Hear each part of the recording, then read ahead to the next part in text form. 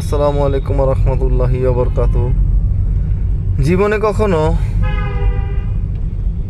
যে কেউ যে কোনো ফ্যামিলিতে ছোটোখাটো ভুল সবাই করে। তো ওই ভুল আসলে কতটুকু সেটা বিচার বিশ্লেষণ না করে একতরফা কারো কথা শুনে কখনো দ্বিতীয় পক্ষকে আপনারা জাজ করবেন না।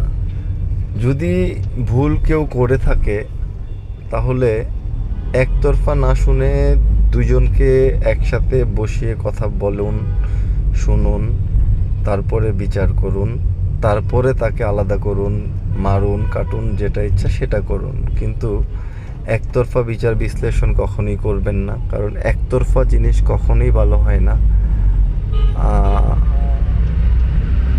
কি বলবো আসলে, এই সব ব্যাপারে কথা বলতেও ইচ্ছা করে না, কোনো মানেই হয় না কথা বলার। তারপরেও বলি আর কি, যে যে কোনো মানুষের লাইফেই যাই ঘটুক একতরফা বিচার না করে